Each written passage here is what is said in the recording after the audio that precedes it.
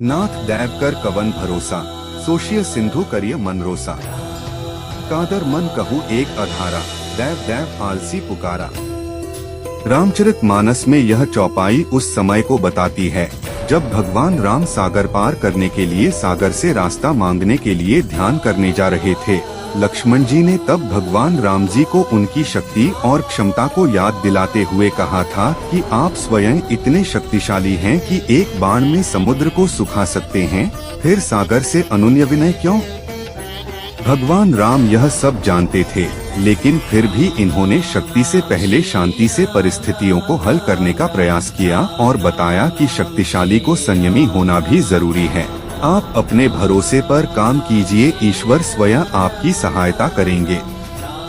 बोले बिहसी महेश तब ज्ञानी मूढ़ न कोई, जेहि जस रघुपति करहिन जब सो तस तेहि छन होई।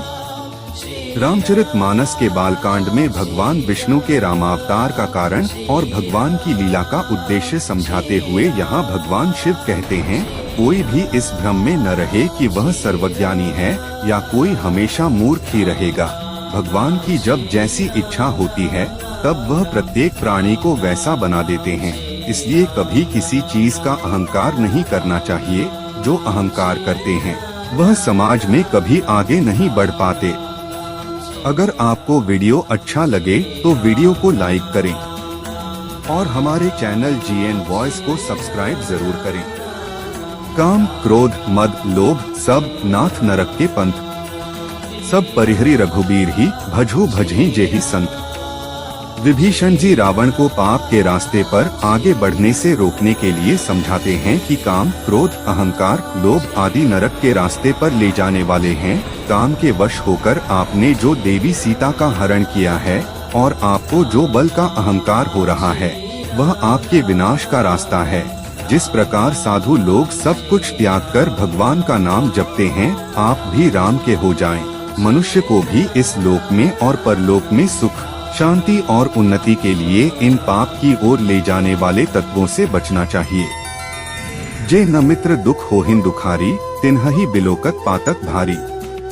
निज दुख गिरि सम रज करी जाना, मित्रक दुख रज मेरु समाना। रामचरित मानस में भगवान राम और सुग्रीव की मित्रता के संदर्भ में यह चौपाई मनुष्य को ज्ञान देती है कि मित्रता निभाने वाले की भगवान भी सहायता करते हैं। जो लोग मित्र या फिर दूसरों के दुख को देखकर दुखी नहीं होते, उन लोगों की मदद नहीं करते हैं। ऐसे लोगों को देखने से भी पाप लग जाता है। जो लोग अपने दुख को भूलकर दूसरों की सहायता करते हैं, ईश्वर स्वयं उसकी मदद करते हैं। आगे कह मृदु बचन बनाई, पाछे अनहित मन कुटिलाई। जाकर चित अहि गति संभाई, अस कुमित्र परिहरे ही भलाई। किष्किंधा कांड में श्री राम ने मित्रों के लक्षण बता चुके हैं। उन्होंने कहा कि अच्छा मित्र जीवन में बड़ी उपलब्धि है।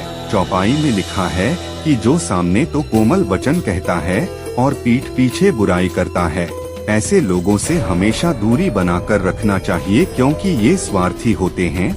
भगवान राम अपने भाई लक्ष्मण से कहते हैं कि हे भाई, जिसका मन सांप की चाल के समान टेढ़ा है, ऐसे कुमित्र को तो त्यागने में ही आपकी भलाई है।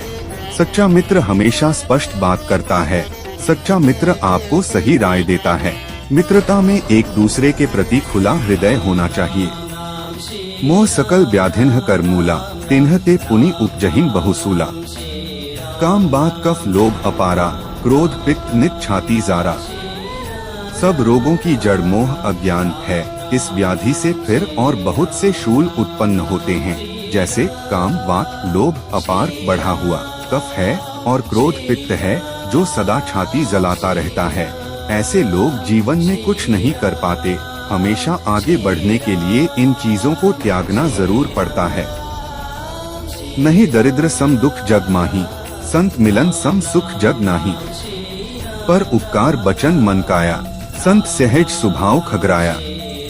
जगत में दरिद्रता यानी गरीबी के समान कोई दुख नहीं है तथा संतों के मिलने के समान जगत में कोई सुख नहीं है, क्योंकि मन वचन और शरीर से परोपकार करना ही संतों का सहज स्वभाव है। महान संत आपको अच्छे विचार देते हैं, जिससे आप समाज की भलाई के लिए काम करते हैं। सुनहु भरत भावी प्रबल, बिलखी कहेहु मुनिनाथ। हानि लाभ जीवन मरण, यश अपयश विधि हाथ।